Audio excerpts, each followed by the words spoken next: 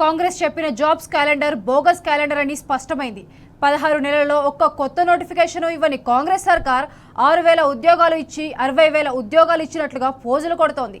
కేసీఆర్ సీఎంగా వేసిన నోటిఫికేషన్లని మళ్లీ వేసి కొలువులు ఇచ్చిందని తామేనని చెప్పుకుంటోంది. ఒక్క కొలువు భర్తీ చేయని జాబ్ క్యాలెండర్గా రికార్డు నమోదు చేసుకుంది కాంగ్రెస్ సర్కారు.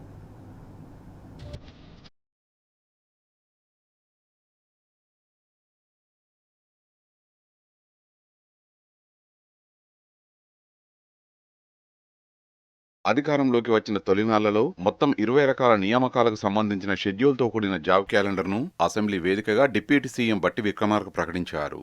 ఈ ఏడాది కాలంలో ఏ ఒక్క నోటిఫికేషన్ కూడా విడుదల కాలేదు. మరోవైపు 2025-26 ఆర్థిక సంవత్సరం వచ్చింది. కానీ కొత్తగా ప్రకటించాల్సిన జాబ్ క్యాలెండర్ మాత్రం రాలేదు. ఇస్తే సంవత్సరం మొదట్లో జనవరిలో ఇవ్వాలి, లేదా ఆర్థిక సంవత్సరం ప్రారంభమయ్యే ఏప్రిల్ 1న ఇవ్వాలి. జనవరి 1 పోయింది, ఏప్రిల్ 1 కూడా గడిచిపోయింది. కానీ కొత్త జాబ్ క్యాలెండర్ పత్తా లేకుండా పోయింది. ఉద్యోగాలు భర్తీ చేసే టీజీపీఎస్సీ కూడా ఇండెంట్లు ఇవ్వండి మహాప్రభు అని అడిగినా ప్రభుత్వం నుంచి స్పందన లేదు. దీంతో ప్రస్తుతం భర్తీ చేయాల్సిన పోస్టులేవి టీజీపీఎస్సీ చేతిలో లేవు. అసెంబ్లీలో ప్రకటించిన 2024-25 జాబ్ క్యాలెండర్ ఇండెంట్లు టీజీపీఎస్సీకి అందలేదు. ఈ నేపథ్యంలో కొత్తగా 2025 ఏప్రిల్ 1 నుంచి 2026 మార్చి 31 వరకు భర్తీ చేయాల్సిన ఉద్యోగాలకు జాబ్ క్యాలెండర్ను రూపొందించాలని కమిషన్ నిర్ణయించింది. శాఖల వారీగా భర్తీ చేయాల్సిన ఖాళీల వివరాలను 2025 మార్చి 31లోగా సమర్పించాలని ఈ ఏడాది జనవరిలోనే ప్రభుత్వానికి టీజీపీఎస్సీ లేఖ రాసింది.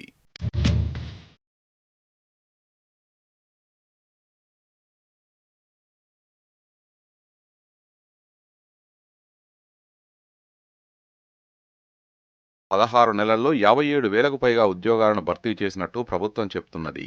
వీటిలో కాంగ్రెస్ సర్కారు కొత్తగా భర్తీ చేసింది 6,000 ఉద్యోగాలే. గ్రూప్ 1 డిఎస్సీలు కూడా కేసీఆర్ హయాంలో విడుదలైనవే. పాత వాటిని రద్దు చేసి కొన్ని పోస్టుల్ని కలిపి విడుదల చేసినవే. కాంగ్రెస్ భర్తీ చేసినట్టు చెప్పుకుంటున్న ఉద్యోగాలన్నీ గతంలో కేసీఆర్ హయాంలో 2022-2023లో నోటిఫికేషన్లు ఇచ్చినవే. కేసీఆర్ నోటిఫికేషన్లు ఇచ్చిన ఉద్యోగాలకు నియామక పత్రాలు అందజేసి తామే ఉద్యోగాలిచ్చినట్లుగా ప్రభుత్వం బిల్డపిస్తున్నది. జేఎల్ నోటిఫికేషన్ దాదాపు 13 ఏళ్ల తర్వాత కేసీఆర్ సర్కారే విడుదల చేసింది.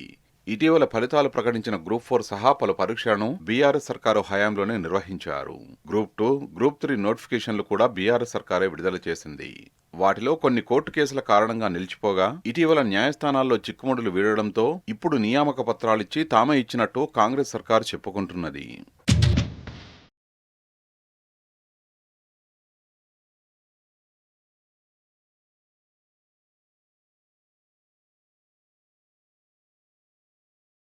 కాంగ్రెస్ ప్రభుత్వం అసెంబ్లీలో ఎంతో అట్టహాసంగా ప్రకటించిన 2024-25 జాబ్ క్యాలెండర్ ప్రకారం ఒక్క నోటిఫికేషన్ కూడా ఇప్పటివరకు విడుదల కాలేదు.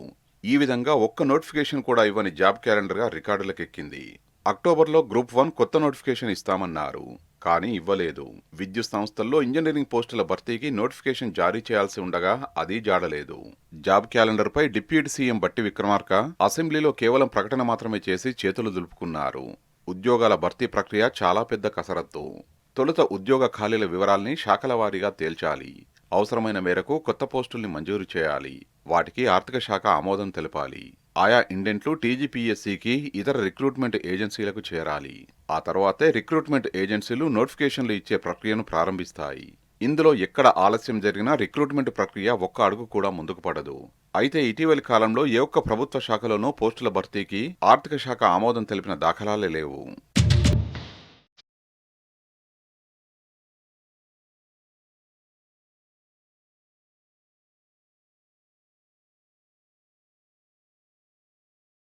అసెంబ్లీ ఎన్నికల ముందు నిరుద్యోగ యువతను ఆకర్షించేందుకు కాంగ్రెస్ పార్టీ యూత్ డిక్లరేషన్ను ప్రకటించింది. దీనిపై మేనిఫెస్టోలో సైతం పొందుపరిచింది. అయితే ఒక్క హామీని కూడా ఈ 16 నెలల్లో నెరవేర్చలేదు. నిరుద్యోగులకు నెలకు 4,000 రూపాయల చొప్పున నిరుద్యోగ భృతి, అమ్మాయిలకు ఎలక్ట్రిక్ స్కూటీలు, విద్యార్థులకు 5 లక్షల రూపాయల విద్యా భరోసా కార్డు, 10 లక్షల రూపాయల వరకు వడ్డీ లేని రుణాలు తదితర హామీలేవీ అమలు కాలేదు.